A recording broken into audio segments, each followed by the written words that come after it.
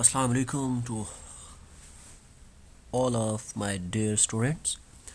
Students, our today's lecture is very important. इसमें हम कुछ बहुत ही आप कह सकते हैं कि इम्पोर्टेंट क्वेश्चंस को थ्योरम्स को डिस्कस करेंगे, उनका प्रूफ करेंगे। जैसे कि सबसे पहले आपके पास है ट्रायंगुलर इनइक्वालिटी। तो पहले देखते हैं what is triangular inequality and then मैं आपको बताऊंगा कि हम आपके पास इसका क्वेश्चन कैसे आ सकता है और आपने फिर इसको अटेम्प्ट कैसे करना होता है। तो ट्रायंगुलर इनइक्वालिटी बेसिकली अगर आपके पास कोई से दो कम्प्लेक्स नंबर्स हो ना, लेट यहाँ पे हमने Z1 और Z2 चूज़ किए हुए हैं, ठीक है। अब कोई ऐसी मतलब नई चीज़ नहीं है अभी तक जो हमने चीज़ें पढ़ी, like properties of mod, what will happen when we add or subtract any two complex numbers, या प्रॉपर्टीज़ ऑफ मॉड में जब हम दो नंबर्स का मॉड लेके उनको ऐड करते हैं या पहले उनको ऐड या सब्ट्रैक्ट करके बाद में मॉड लेते हैं तो क्या होता है। उन्हीं को ही यूज़ करके कोई मतलब इस तरह की चीज़ एज सच नहीं है कि कोई हम नई चीज़ यूज़ कर लेंगे या कोई यहाँ पे ऐसी चीज़ होगी कि जो हमारी समझ में नहीं आएगी, नहीं, ऐसा कुछ भी नहीं है। बहुत ही बेसिक सी, बहुत ही इजी सा आप like this is a theorem related to the complex analysis. तो ट्रायंगल या ट्रायंगुलर इनइक्वालिटी भी इसको कहते हैं। इसकी स्टेटमेंट में आते हैं, if Z1 and Z2 are two complex numbers then mod of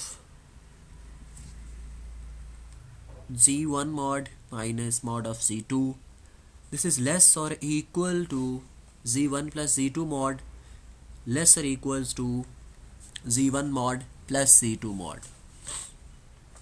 क्या कहना चाह रहा है, ट्रायंगुलर इनइक्वालिटी हमारे पास ये प्रॉपर्टी है कि अगर हमारे पास दो कम्प्लेक्स नंबर्स का मॉड लें, दो कम्प्लेक्स नंबर्स का हमने मॉड ले लिया Z1 एंड Z2 का, देन उनको क्या कर दिया, सब्ट्रैक्ट किया। ये हमने मॉड चूज़ किया, फिर उसको सब्ट्रैक्ट किया और सब्ट्रैक्ट करने के बाद अगेन उसका मॉड अगर हम ले लें तो that will always be less और इक्वल। लेस और इक्वल का क्या मतलब कि अगर आप सेपरेटली उनको सम करें और मॉड करें तो फिर क्या होगा, उससे लेस होगा या इक्वल हो सकता है। लेट्स से मेरे पास लेफ्ट हैंड साइड का आंसर आता है 2 + 3 आयोटा, तो ये जो साइड है ये या तो 2 + 3 आयोटा से ग्रेटर होगी, बल्कि मॉड है तो आयोटा वाली टर्म तो इसमें नहीं आएगी। लेट्स से मैं कहता हूँ मेरे पास 50 आता है आंसर लेफ्ट साइड का इसका, ठीक है जी। तो इस वाली टर्म का आंसर या तो 50 हो सकता है या ग्रेटर दैन 50 होगा, लेस दैन 50 नहीं हो सकता। और ये जो है it will be less than this, कि अगर पहले सेपरेटली मॉड ले के ऐड कर दे तो this is the triangular inequality, this is the statement of triangular inequality. अब हम बात करते हैं कि हमने इसका प्रूफ कैसे करना है। तो इसका प्रूफ भी बहुत ईजी है। अच्छा जी, कंसीडर कर लेते हैं जी Z1 plus Z2 mod square is equals to Z1 plus Z2 into conjugate of Z1 plus Z2। यहाँ पे सबसे पहले आपका क्वेश्चन होगा कि ये कैसे आ गया। ये कोई नई चीज़ हमने यहाँ पे इंट्रोड्यूस नहीं करवाई। अगर आप कल वाले लेक्चर को गौर से आप लोगों ने सुना था तो उसमें हमने एक रिज़ल्ट देखा था। वो रिज़ल्ट था कि अगर आप किसी कम्प्लेक्स नंबर का मॉड लेके स्केयर कर दें तो वो उस कम्प्लेक्स नंबर और उसके कॉन्जुगेट के इक्वल होता है, ठीक है जी। इसके रेफरेंस के लिए मैं आप लोगों को दिखा देता हूँ प्रॉपर्टीज़ में। ये हमने प्रूफ भी किया था नंबर 5 पे, Z into Z conjugate is equals to mod of square of mod of Z। तो इस प्रॉपर्टी को हम यहाँ पे यूज़ कर रहे हैं यहाँ पे। तो Z1 plus Z2 into Z1 plus Z2 mod क्या होगा जी, फिर Z1 plus Z2 मॉड ये इक्वल होता है, मतलब हम दो नंबर्स का सम का मॉड ले रहे हैं ना, तो उसको हम स्प्लिट कर सकते हैं।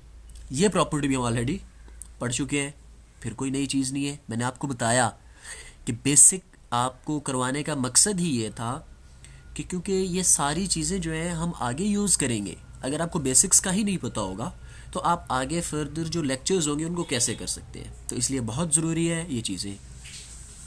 तो अभी जैसा कि आप देख रहे हैं इस प्रूफ में हमने जो प्रॉपर्टीज़ ऑफ मॉड पढ़ी है हम उन्हीं को यूज़ कर रहे हैं, हम कोई नया काम नहीं कर रहे। तो इसलिए कभी भी अगर आपके पास कोई प्रूफ आ जाता है तो उससे घबरा नहीं जाना कि हमने इसमें क्या करना है या कैसे करेंगे या इस तरह करके परेशान नहीं हो जाना। आपके पास जो प्रॉपर्टीज़ होती हैं, आपके पास जो चीज़ें मौजूद होती हैं, आप उन्हीं की हेल्प से इजीली प्रूव कर सकते हैं किसी भी कोई थ्योरम है आपके पास या कोई भी चीज़ हो। अच्छा, तो क्या आ गया जी हमारे पास, हमने इसके मॉड को, इसके कॉन्जुगेट को स्प्लिट कर लिया। दोनों का प्रोडक्ट ले लेते हैं जी, Z1 into conjugate of Z1, Z1 into conjugate of Z2, Z2 into conjugate of Z1, Z2 into conjugate of Z2। अभी अभी हमने वो प्रॉपर्टी जो यहाँ पे हमने यूज़ की उसका मैंने आपको ये वाली प्रॉपर्टी कि हम ऐसे लिख सकते हैं, नंबर 5 पे थी, मैंने आपको दिखाई भी, वही यहाँ पे अगेन हम यूज़ कर लेंगे। तो हम Z1 मॉड का स्केयर, Z2 मॉड का स्केयर। अब फिर आप कहेंगे कि ये क्या चीज़ है, ये भी कल के लेक्चर नंबर 2 में ही हमने किया, सॉरी प्रीवियस लेक्चर में, लेक्चर नंबर 2 में ही हमने किया कि Z1 into Z2 conjugate plus Z2। अगर आप दो कम्प्लेक्स नंबर्स हो आपके पास, उनमें से एक ओरिजिनल कम्प्लेक्स नंबर हो, एक उसका दूसरे का कॉन्जुगेट को मल्टीप्लाई कर रहे हो तो और फिर ऐड कर दें तो हमारे पास real part of that number आ जाता है। अगर आप कहते हैं तो हम इसका भी देख लेते हैं जी, कौन सी प्रॉपर्टी यूज़ कर रहे हैं जी। अगर आप प्रॉपर्टी नंबर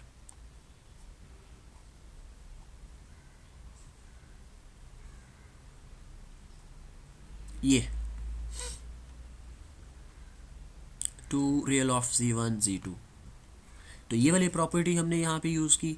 आपको दिखाने का मकसद सिर्फ और सिर्फ ये है कि साथ साथ आपको मैं बताता रहूँ कि आपके बेसिक लेक्चर्स कितने इम्पॉर्टेंट हैं और कितना वो आगे यूज़ हो रहे हैं। ठीक है जी, तो Z1 plus Z2 plus 2 real part of Z1 Z2। अच्छा जी, फिर आपके पास हमारे पास ये स्टेप आ जाता है। इस स्टेप में ना एक बड़ी इंटरेस्टिंग चीज़ है, व्हाट इज़ डैट, कि यहाँ तक तो हम इक्वेशन लेके आ रहे थे, इक्वलिटी का साइन लगा रहे थे, यहाँ पे हमारे पास इनइक्वलिटी कैसे आ गई। तो देखें जी, कोई इसमें मुश्किल वाली बात नहीं है, आप इसको देखें क्या है, to real of Z1 Z2। तो इसका क्या मतलब है, हम यहाँ पे सिर्फ रियल पार्ट की बात कर रहे हैं और किसी भी कम्प्लेक्स नंबर का जो रियल पार्ट होता है वो लेस और इक्वल टू इट्स कॉन्जुगेट होता है। कैसे, फॉर एग्जांपल मेरे पास कोई नंबर है, लेट्स से Z है,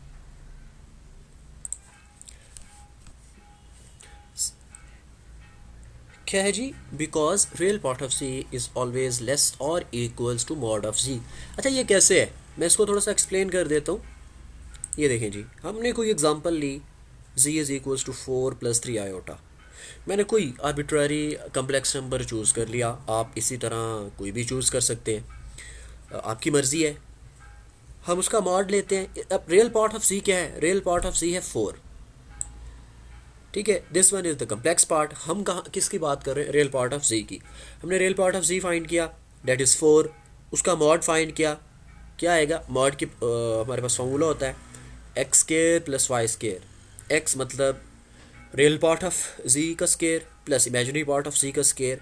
तो 4² + 3², 4² होता है 16 + 3² इज़ 9, तो 16 + 9 इज़ 25, 25 का आप स्केयर रूट लें तो डेट इज़ 5। तो यहाँ पे आप देख सकते हैं, hence real part of Z is 4 and the mod of Z is 5। तो आप राइट कर सकते हैं real part of Z is less और equals to mod of Z। तो यही चीज़ हमने यहाँ पे मेंशन की कि real part of Z is less और equals to mod of Z। तो मैंने ये प्रॉपर्टी, इसको रियल पार्ट को उसके मॉड से जब रिप्लेस किया तो हमारे पास इन इक्वलिटी आ गई, बिकॉज ये दोनों टर्म्स जो हैं, ये दोनों टर्म्स आपस में इक्वल नहीं है, इसलिए। ठीक है जी, नेक्स्ट क्या किया हमने,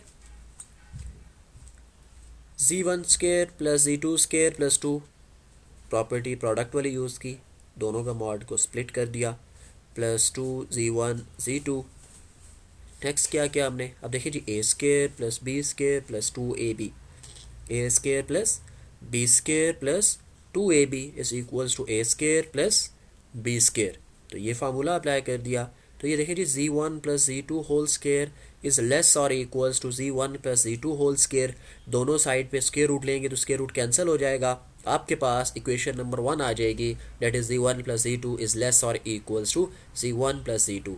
ये हमारे पास ये वाला पार्ट प्रूव हो गया, ये जो हमारे पास पार्ट आ रहा था। अब ये साइड को अगर हम इसके साथ रिलेट करते हैं और हमारा जो प्रूफ है वो कंप्लीट हो जाएगा। उसके लिए क्या करते हैं, now consider z1 is equals to z1 minus z2 plus z2।